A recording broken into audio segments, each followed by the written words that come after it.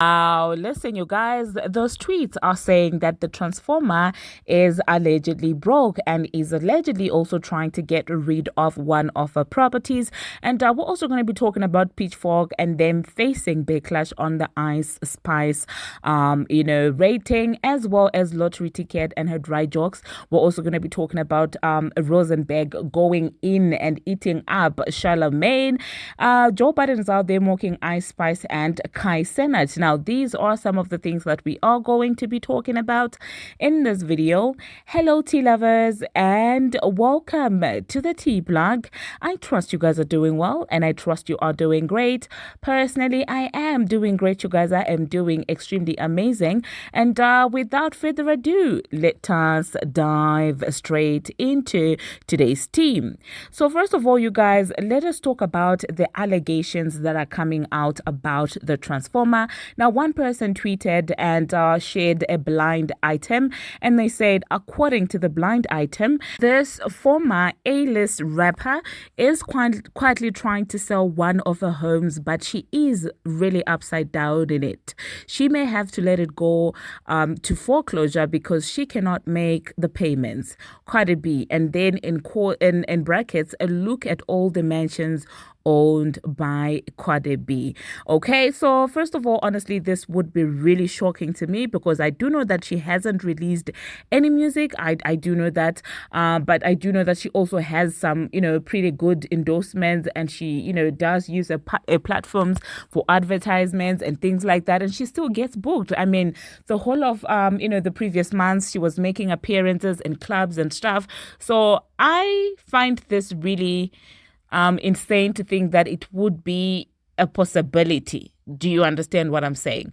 But that would also be ironic because wasn't it just, Ken Bobby, a couple of months ago who came out claiming that Nicki Minaj is broke or this and that. So I'm like, what is happening with the two of them, okay? Because your friend came out accusing another woman of being broke, and now people are saying you are the one who's actually broke, allegedly. So what issue is happening here? Is it an issue of reverse psychology or those people who end up projecting what they're going through and they want to make it true for everybody else? A person will come to you and say, oh my God, you're gaining so much weight. And then you look at them and you're like, you look like you gained 40 kilograms, over the past, couple of months. So what exactly are you talking about? Is it the situation where they are trying to project, okay? That being said, also, did she not just come out bragging, okay? When she was going, in on Ice Spice, she was bragging about real estate. She said in that tweet, I found it, she said, these bees cannot see me in numbers or status. Y'all had way too much time to catch up. Can't see me in money, can't see me in real estate, can't see me in fashion, and can't see me in person either. I'm not in a red dress with none of you bees, and I'ma show y'all, okay? Now, first of all, I'm used to her bragging about her fashion. She brags about that. She really likes it when people call her the fashion girly of rap. So that's not new. Bragging about money, she has always done that. Okay. Bragging about seeing her in person, I don't know if it means her face. That's a new one. I don't know. I've never seen her bragging about her face card, or I don't know if in person meant fighting. I really don't know what that means.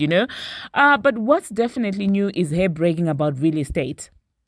I found that rather interesting because she hardly brags about things like that. I remember, back then she brought up, her mansions, her houses or something like that, but that just was about it, okay? She did not go in hard on real estate. So what this makes me believe is that she knew that this news about her trying to get rid of, her property will come out. And talking about real estate is her trying to get ahead of the news, so that when people start, rumors like this, that, oh, wow, you're broke, she will then come out and say, oh, wow, you don't know how real estate works, okay? I'm getting rid of this property so that I can buy another property. So this is what now my conspiracy theory, I'm not saying this is true, but now I'm beginning to think maybe that is specifically why she decided to name real estate, so that she gets ahead of the rumor when, it does come out like now. But anyway, let me know in the comment section, you guys, what you think about that. I would be shocked if this were to be true. to be honest. Anyway, the next thing that we're going to be talking about, you guys, we are going to talk about, Pitchfork. It seems like Pitchfork is out there under fire because of the rating that they gave Paprika Spice. I saw the rating and I was like, what is it with Pitchfork lately? Are they just trying to make themselves clowns? Like, are you? What are you trying to do? I don't even understand. And it seems like I'm not the only person who feels this way.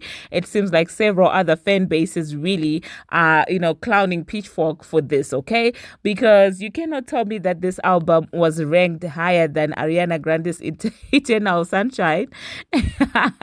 You guys, and we're expected to take them seriously. Like, seriously, we're expected to take these people seriously when they're out there ranking it 7.6 and they're out there ranking Ariana Grande lower. And I think the Starboy by the Weeknd, they also ranked it way lower. And Ice Spices is the one that is 7.6. The Pink Print, yes, the Pink Print, according to Pitchfork, is not as much is not as good as Ice Spice's album. This is hilarious. I don't know if now they're just trying to do comedy or what exactly it is they're trying to achieve, because clearly it's not being taken seriously. They don't want to be taken seriously from what we are saying. But anyway, you guys, let me know, you guys, in the comment section what you think about Ice Spice's ranking on Pitchfork, okay? And I think she was even ranked higher than one of Taylor Swift's album. That's when you know that this is insane. Insanity at its finest. Now, the next thing that we're going to be talking about, lottery ticket. So lottery ticket, somebody was saying, is that one friend who doesn't know when to end a joke, okay? Because it seems like lately her cheetah print panties and thongs, that's all she talks about. And that's the one joke that she has. That's the personality that she's holding on to. That's that's a rollout. A rollout at this point is cheetah panties, because I've noticed a trend with lottery ticket. What she does is she comes up, posts a cheetah pant or a cheetah panty, or like just says something to do with the cheetah panties, and then a couple of minutes or hours later, she's out there talking about her album. So I find it rather weird that somebody would center their album rollout around ish and around cheetah panties. Like, what is this? Okay. All right. So this is what she had to say. I will also talk about the snippet that she previewed, about her song. She said, I know a cheetah print thong had to see me coming, okay? And then soon after, she was out there, promoting and reposting a snippet of her album. And she also then went ahead and said, are y'all ready for the cover? Basically talking about her album cover. And so I'm just like, go by. That being said, there is a video that she shared, and it was basically a preview of one of her songs. And I have to say that it does sound catchy. It really does sound catchy, and it sounds like something that really is well made, but that's just my opinion. Have you guys listened to that snippet? I did listen to it, and in all objectivity, it wasn't bad at all. It really wasn't bad. So yeah, I don't know if that's how the whole album is going to be like, or if it's just, that one track. I could see that track actually doing well. I hope it will not do like, Sunday Service or Big Mama, because I don't even understand what's a lead single for this album, you guys. What's the lead single? Is it Put It On The Floor? I think about lottery ticket, you guys, I really, really don't know if she's that serious about her craft, because definitely she can write, but there's just something off about her. There's something off. Do you guys know what the lead single is for her album? Because I don't. I don't know if it's Sunday Service. I don't know if it's Put It On The Floor. I don't know if it's, what do you want to call it? The Big Mama one. I really do not know when it comes to lottery tickets. Now, the next thing that we're going to be talking about, we are going to talk about Megan Thee Stallion. Now, it seems like Beat King has got an issue with Bongo too, because this is what happened. Somebody said, can we get a Beat King and Thee Stallion collaboration before summer's over? And he said, y'all got to stop asking telling me this every day. LOL, I've tried to work with her for the past 5 years now. Her manager leaves me on scene. She unfollowed me 3 years ago. She doesn't like me, okay? And some people are saying, well, this stems from the DaBaby situation where this guy allegedly kept on playing the DaBaby song and reposting it and, hyping it up. And you do know that Megan and DaBaby kind of fell off. And so maybe that's why she ended up blocking the boy. But I'm just like, it is what it is, okay? Anyway, moving on to the next thing that we are going to be talking about.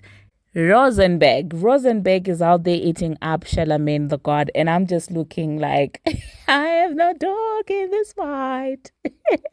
Because listen, Charlemagne is a dad, okay? If Charlemagne is a dad, Rosenberg is a dad, Elliot is a dad, so it's just show for me. This is all entertainment for me. I'm just watching from the sidelines and enjoying the show. So you guys do know that previously I did do a video about Elliot and Charlemagne the God going hard at each other, with the other one feeling that the other one is a clown and does not deserve to be on the complex list and stuff like that. It seems like, well, Rosenberg decided to get into this argument as well. Tell me why he ate up that bold mother Charlemagne the goddess like that.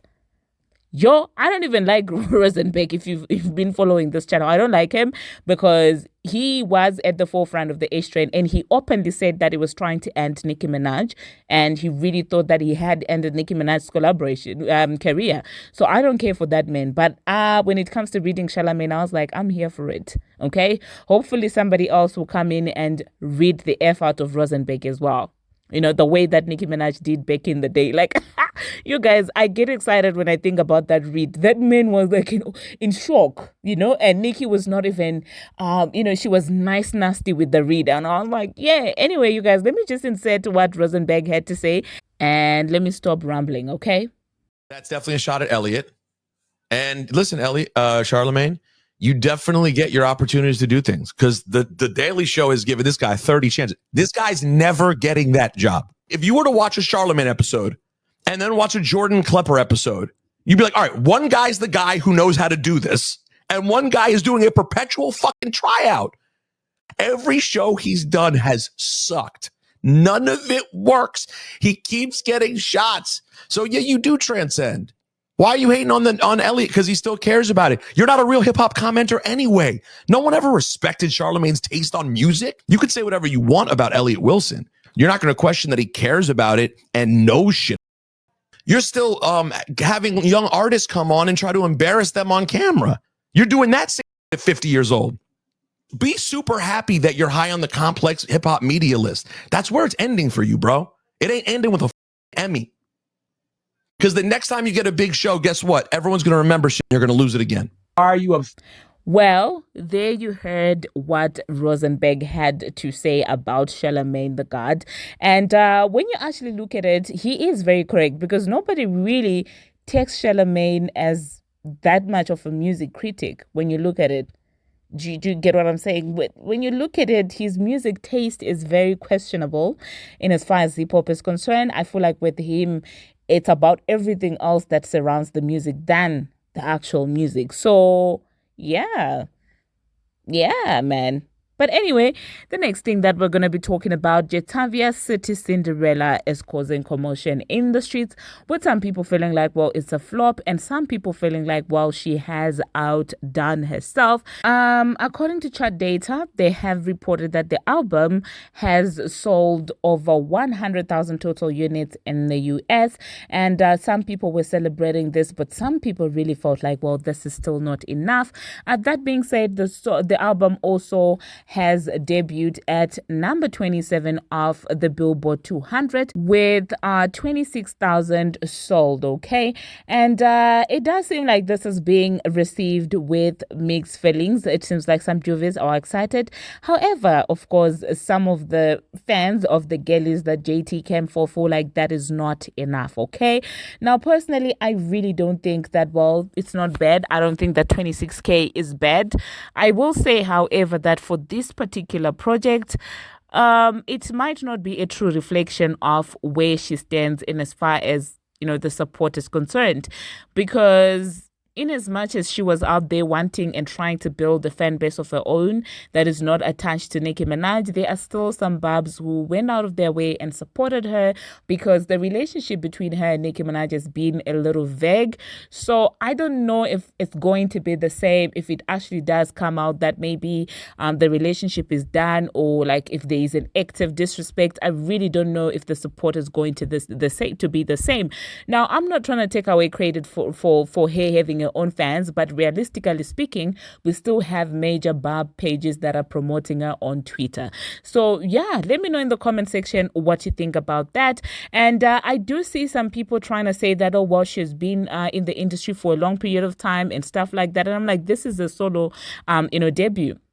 Okay, a solo appearance on the Billboard 200 is at number 27. And that is not bad at all. And this is a mixtape. Okay, this is also a mixtape, and technically she didn't have heavy promo for this project. I only started seeing her doing PR, rounds after the album actually dropped. And I do feel like the reason why she started doing these rounds is because people started taking her seriously after they saw how much of a good project that was. Okay, because we can say all we want, but when it comes to these other girlies, I feel like her mixtape was well put together. That we can never take away from her, because when you look at Isis project, when you look at Bongo 2's project, when you look at Cousin Slot's project, JT's project, well put together. Kudos to her. That we could never take away from her. And so I think after people realized that, well, she's actually very capable, that's when they started wanting to be associated with her. So I do not know what it will be like when she actually does the PR rounds first before dropping the album. But let me know in the comment section what your stance is with Jetavia and her debut. And also, we cannot be talking about City Girl Stats, you guys, because it's like, saying that, well, Beyonce's solo debut does not matter because she's been in Destiny's Child. That does not make any sense when you look at it. We can only compare his solo stats to, of course, the stats of those that are around her. And also considering that Bongo 2's own mixtape did 28,000 sales. 27K is actually not bad. But that being said, I guess this goes to show how much of a queen Nicki Minaj is, because combined Cousin Sloth, JT, Paprika Spice, and Bongo 2, yeah, their number will not be enough to do the numbers that Pink Friday did for his debut. Anyway, the next thing that we're going to be talking about, you guys, we're going to talk about Joe Budden. It seems like Joe Budden was out there mocking, if anything, Ice Spice and Cenat. Okay, so amidst this entire drama with Elliot Wilson and Charlemagne the God, Joe Budden was commenting on it and was basically saying, I don't know why people are arguing with people that are behind them on the ranking, because he is on number 2, academics is at number 1. And so he was basically saying, I don't understand why Charlamagne is arguing with somebody that is behind him. You do know that Charlamagne and Joe Budden have got a very, very complicated, so to say, relationship. And so that was sort of shade towards Charlamagne the God. And then so he also said, well, if it's top 2, if they make a top 2 list, I'm always gonna be there because I'm in the top 2. I'm at the top. I don't even know what's happening with those people that are below me. And then he said, so number 3 on that ranking is Cenat. Okay, so Joe Budden then went ahead to say that, well, number 3 was out there having a thing with Ice Spice before her release, and somebody from Joe Budden's team said, she was out there freestyling, or Kai made her freestyle, and they all laughed and they were like, oh no, but she actually twigged, and they were seemingly making mockery of the fact that instead of freestyling as a female rapper, Ice opted to dance. Okay, so I will insert that snippet at the end of this video, but I do not think that I will be coming back here after that video. So that being said, thank you very much, you guys, for watching, and thank you very much for making it this far. If you have not already, what are you waiting for? Smash that subscribe button and do turn on the notification bell so that you will be notified each and every time that I post. Until my next one, see you. Who else joined in? People that weren't on the list. Okay. People that weren't on the list. And I only know that because Elliot is going to post you if you say that he didn't deserve. Oh, absolutely. Oh, yeah. If you say he didn't deserve top 5, he's If you say he did or didn't, you trying to get famous? He'll put you up. Got you. Yeah. Shoot Elliot. Do you think spell his anybody name wrong. was left off the list that could have made it? I don't know. I only pay attention to where I am. And I was high. So I keep getting confused at why people are having conversation about people that were underneath them on the list. Hey, I'm sure there was some there that deserved to make it. I wouldn't know you. I wouldn't know who it is. You know who's killing him right now for me? Art of Dialogue is killing right now. Yes. They're on a run. Back Fuel's killing. They are. And they working on, you know what I mean, with no backing, and they making their way. Big Bag Fuel. Who else? There's some other there, but I mean, if it wasn't the top 2, then work harder. I don't know what you niggas doing. Oh, hey, some of y'all will make it. Like I'm sure. Hey, content is king. They might do a top 70 list soon. Top 300 content. Are you fucking? If they do a top 2 list, I'll be there. Why would I care what number 3 is doing? Like number 3 had Ice Spice pull up to the U-Haul truck. She freestyled too. I wouldn't. Did she? No. She twerked. I'm about to say, well, maybe that's her freestyle. I cut it off when she lost Freestyle weight. twerk. When she lost weight, I got out of there. See? What's up?